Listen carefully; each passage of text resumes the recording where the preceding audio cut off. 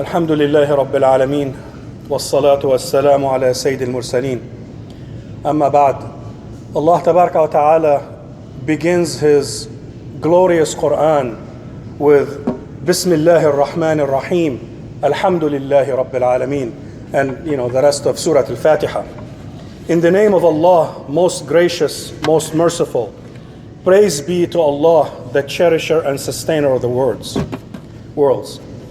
So the greatest sign from Allah is the Quran, is His revelation that He sent to guide mankind. And many scholars consider Bismillah ar-Rahman ar-Rahim as verse number 1 in Surah Al-Fatiha, while it starts most of the other chapters, but it's part of Al-Fatiha.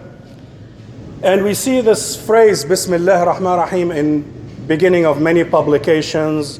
You see it all over the place, and for many it's a habit. They may say it out of habit, but we have to contemplate its meaning and know the dimensions of that phrase, Bismillah.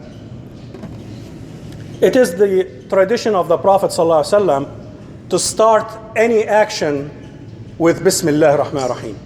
When you want to do anything that you want Allah's help and facilitation in, you mention His name to summon His help. And the first letter, Ba, Bismi, is harf jar, meaning I start my action in Allah's name. I write this book in Allah's name. I eat in Allah's name, and so on. So you always say Bismillah before the action.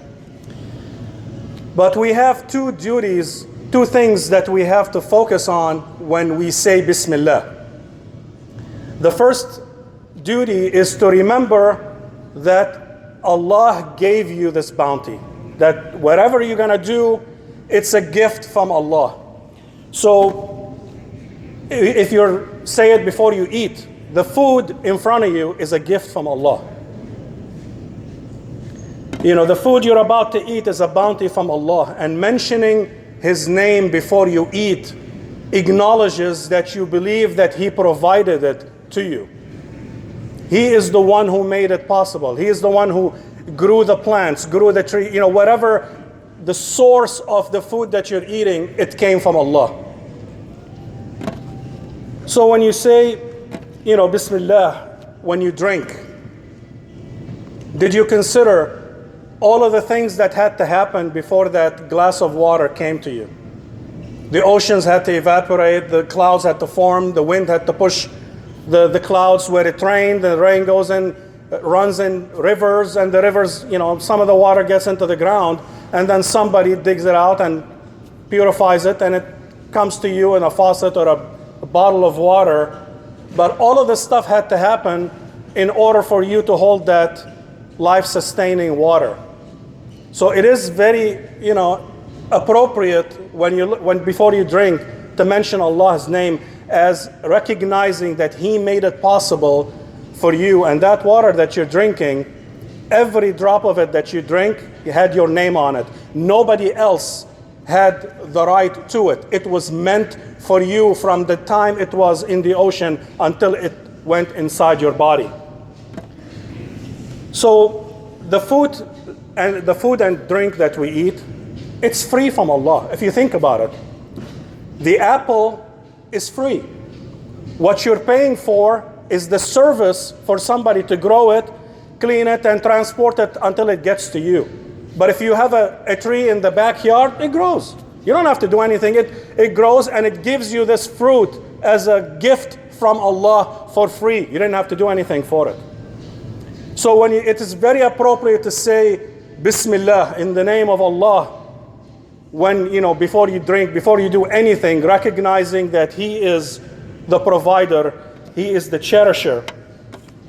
And the beautiful name Allah is a combination of all of His beautiful attributes. So when you say Allah, that's the Arabic, name that Allah gave Himself. And it's unique as Allah is. There's no plural for it. While God, there's gods. Lord, lords. But Allah is singular. There is no other form for it. And it encompasses all of this, all of His beautiful names. So when you're looking at the food before you eat it and you say Bismillah, you mention Allah, really who's you mentioning is you're contemplating the name Ar-Razzaq, the sustainer, Al-Mu'ti, the provider, Al-Wahib, the bestower, Al-Azim, the magnificent, Al-Muqit, the nourisher, Al-Karim, the most generous, and so on and so on. All of his beautiful names had to act until that food came to you. So when you look at the food, don't just look at it and just eat it. And when you say Bismillah, don't just say it out of a habit. Recognize Allah's bounty in the food that you're about to eat. So that is the first item from Bismillah, is to recognize that matter is Allah is the one who provided it. It's a gift from Allah. It's facilitated by Allah. So that's the first one. And the second duty, after you recognize that it is from Allah, the second duty is to follow Allah's directives and the sunnah of the Prophet in the action that you're supposed to do. So if we take, drinking, while we're talking about drinking water, you say Bismillah in the name of Allah and you're drinking it, but you drink it according to sunnah. Bismillah is supposed to remind you that you drink according to how Allah wants you to drink. For milk, you gulp it. For water, you sip it. You sip it in odd numbers. You take 3 little sips. That's the sunnah of drinking water. But if you're drinking milk, you gulp it all at once. And you don't, if you're drinking from a container, you don't breathe in the container. So when you're drinking, you don't, breathe into it. And you thank Allah after you're done for recognizing that it was a bounty from Him. So Bismillah is supposed to remind you that it's a gift from Allah and reminds you to do it in the way that Allah likes you to do it, as instructed by our Prophet Muhammad sallallahu alaihi wasallam. When entering the house, you say Bismillah when you enter the house. You enter with your right foot, and you're thankful that you have a roof over your head. Don't just go in. Think about it a little bit. Many people are homeless. Many people don't have homes that protect them from the elements. You have a roof over your head. You have a family that loves you. That's what Bismillah should remind you of Allah's gift. But see, we as humans, when you get used to Allah's bounties, you take them for granted. And sometimes Allah deprives you of it, and then you really know the value of it. The key is to recognize its value while you have it, not when you're deprived of it. So when you enter, you say with the right foot and you say salam. And this is mentioned in Surah An-Nur, chapter 24, part of verse 61. فَإِذَا دَخَلْتُمْ بُيُوتًا فَسَلِّمُوا عَلَىٰ أَنفُسِكُمْ تَحِيَّةً مِّنْ عِنْدِ اللَّهِ مُبَارَكَةً طَيِّبَةً. However, when you enter houses, greet one another with a greeting of peace. You say Assalamu alaikum. From Allah, greeting of peace from Allah, blessed and good. So that's the directive from Allah. So you say Bismillah and then you do it in the way that Allah wants you to do it. When you're making wudu, same thing. You say Bismillah, appreciating the blessing that you have water available for you to wash. And nowadays, we have running water inside the house. You didn't have to go to some stream or some well and haul it to get it to the house so you can warm it up in winter and wash with it. You open the faucet, it's right there. La ilaha illallah. It's a bounty from Allah. So you say Bismillah to recognize Allah's bounty in that water being available to you. And then you perform the wudu according to sunnah and how the Prophet showed us to do it. Same thing when entering a car. What a great bounty. You say Subhana man sakhara lana hadha wa ma kunna lahu muqrinin wa inna ila rabbina lamunqalibun. You praise Allah for subjugating this car or this ride. 1500 years ago it was a camel, it was a horse, it was a donkey, whatever it was. Nowadays it's a car. But it's the same idea. Allah tabaraka wa ta'ala, it's a bounty from Him that He made it available for your service, for your comfort, to take you wherever you need to go. So the first part of Bismillah when you enter the car is to remind you it's a gift from God. And the second part is to use that car in ways that Allah approves and likes, and not for that car to take you to places that Allah does not like or forbids. So that's what Bismillah is supposed to induce in you, not just something you say it. There are some books that start with Bismillah and they're slamming the religion throughout the content of the book. That these people don't understand what Bismillah means, what in the name of Allah means.